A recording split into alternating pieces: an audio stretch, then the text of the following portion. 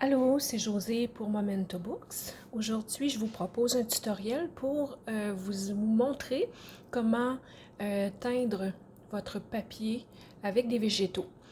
Principalement avec du café, mais ça peut être aussi en faisant bouillir certaines plantes ou certains légumes, fruits, peu importe. Donc, je vous montre un petit peu ce que ça peut donner comme résultat avant de commencer le tutoriel. C'est juste un papier blanc comparatif là, pour vous montrer la différence entre le papier blanc et les papiers colorés. Ici, j'ai du papier teint au café. Dépendant du papier utilisé, la coloration peut changer. Ici, c'était un papier qui était déjà beige très pâle. Donc, ça a donné une espèce d'effet nuageux avec des motifs à l'intérieur dans le papier. Ici, j'ai du papier ordinaire à photocopie. Et vous voyez aussi la différence de teinte entre un peu de café et beaucoup de café dans le bol, dans le mélange qu'on utilise. Moi, j'utilise du café instantané. Ça coûte quasiment rien et on peut le doser facilement en ajoutant ou en diluant au besoin selon la coloration qu'on essaye d'obtenir. J'ai fait l'expérience aussi avec du papier velin, qui est un papier semi-transparent. Donc, ça donne une espèce de teinte plutôt marbrée. La transparence reste là, mais comme on voit ici ma main au travers, mais par contre, c'est ça, ça peut donner un effet intéressant. Ici, c'est un papier cartonné que j'ai teint au café avec le même procédé qu'avec le papier à photocopie.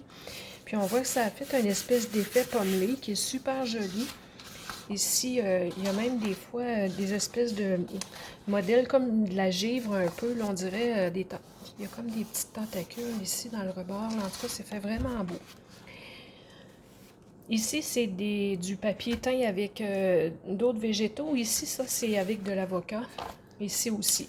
Sauf que là, c'est l'avocat tout seul qui donne un rose très pâle. Puis en ajoutant du bicarbonate de soude, on obtient un rose beige, un petit vieux rose, là, beaucoup plus soutenu.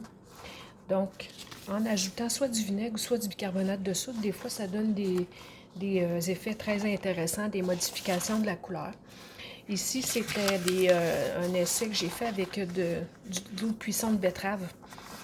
Ça donne un rose qui est assez vif. C'est que, dépendant des goûts, on peut aimer ou ne pas aimer. Je vous montre ici un espèce de petite... un échantillon, là, des échantillons de couleurs avec les expériences de chimie de maison que j'ai fait. Ici, on a le standard au café.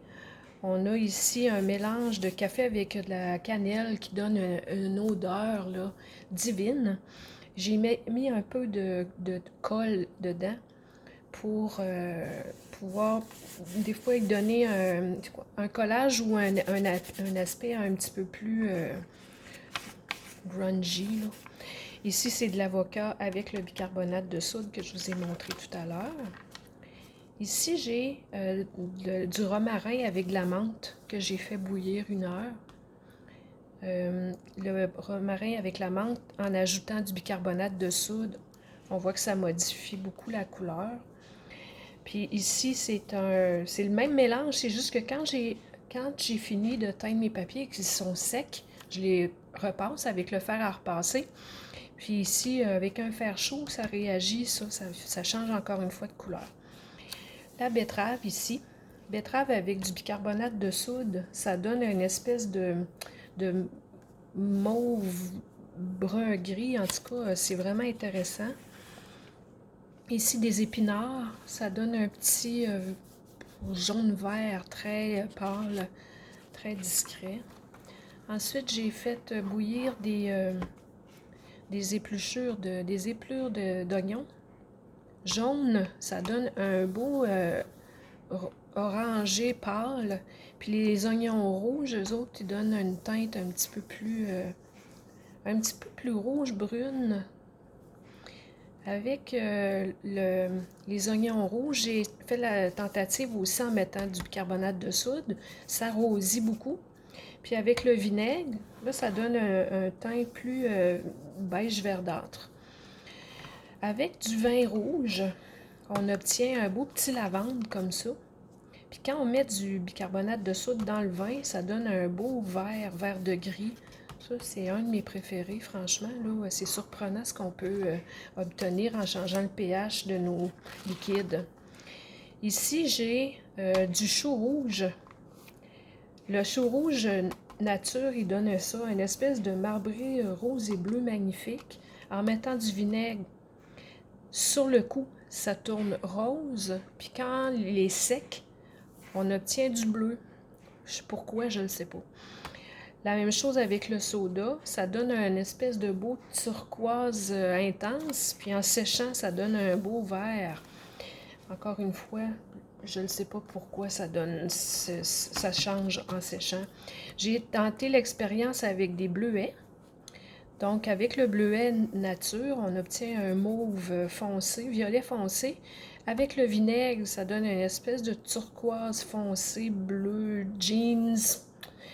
Et avec le bicarbonate de soude, ça donne une espèce de vert mousse que j'adore aussi, que je trouve vraiment très joli. Je pense que c'était mes derniers essais. J'adore ça, faire de la chimie à la maison. Je fais plein d'essais comme ça. Fait que pour la teinture au café, c'est la même chose avec peu importe le liquide qu'on utilise. Là, pour moi, c'est le même procédé. J'ai mélangé de l'eau avec du café instantané. Donc, j'ai un bol. La quantité, ça dépend du papier, de la quantité de papier que vous voulez teindre. Puis la couleur, ben, c'est à ajuster selon l'effet que vous voulez obtenir. Ça prend.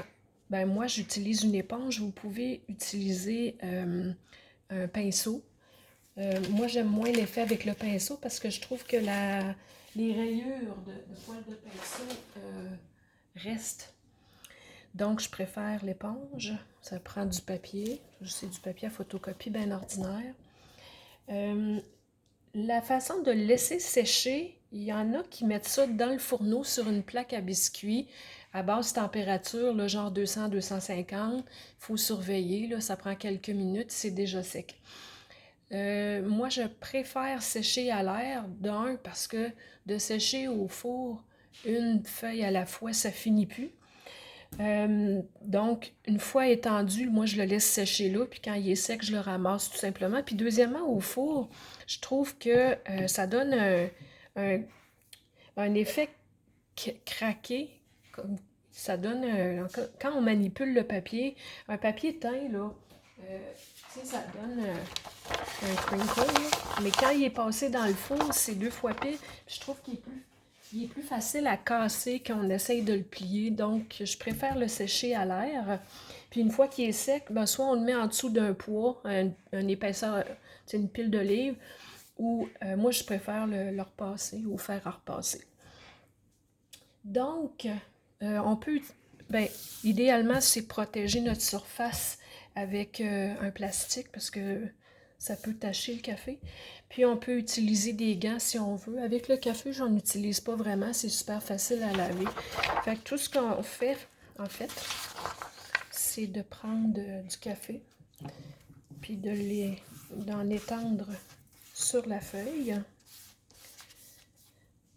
On la tourne de côté. On en étend de l'autre côté. La quantité, là, je suis assez... j'en mets pas mal. J'aime ça quand il reste des espèces de taches. Des fois, ça donne des effets marbrés intéressants. Puis, on l'étend un petit peu plus loin et on recommence. C'est une activité qui est relaxante à faire.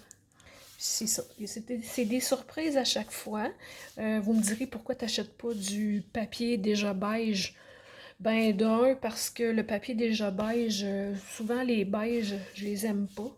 Je préfère l'effet marbré, potentiellement marbré, puis l'effet vintage vieux café, pas vieux café, vieux papier que le café va donner. Le thé donne un effet intéressant aussi. C'est juste c'est plus léger, ça teint moins foncé le thé, à moins que on mette tu sais, une dizaine de sacs de thé dans notre tasse d'eau chaude. Par contre, ça donne une petite teinte un petit peu plus rosée, je dirais, que le café. Ça donne des super beaux résultats aussi.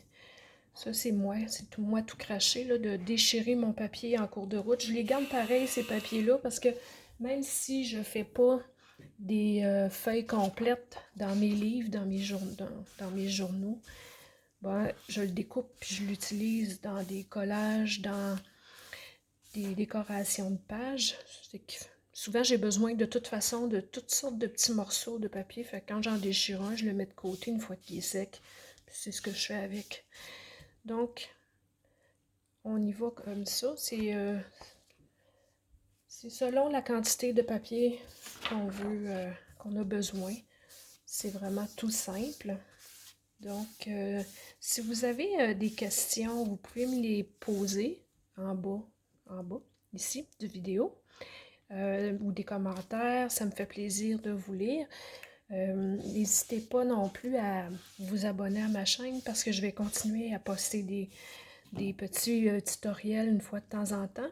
Il existe déjà beaucoup de tutoriels sur YouTube ou sur Internet pour tout ce qui regarde la fabrication de junk journal. Il y en a qui appellent ça comme ça, de journaux personnels. Par contre, en français, au Québec, il n'y en a pas. Il y en a très peu. En tout cas, s'il y en a, je ne les ai pas trouvés. Donc, pour les gens qui ne parlent pas anglais, ben, c'est facilitant d'avoir les explications en français. Puis, quand les produits qu'on utilise, des fois dans certains bricolages, les sortes de colle, les produits de... Peu importe ce qu'on peut avoir à utiliser, ça peut être des sortes de papier particuliers. Ça peut... ça a bougé. Les produits, peu importe lesquels, qu'on peut avoir à utiliser dans le cadre de nos activités de bricolage, ne sont pas toujours les mêmes accessibles au Québec qu'on va trouver ailleurs sur la planète, aux États-Unis ou en Angleterre. Ce qui fait que je vais volontiers vous partager mes sources quand il s'agira de trouver des produits au Québec. N'hésitez pas non plus à me mettre un like sur ma page et ça va me faire plaisir. Donc, à la prochaine pour un autre tutoriel. Bonne journée!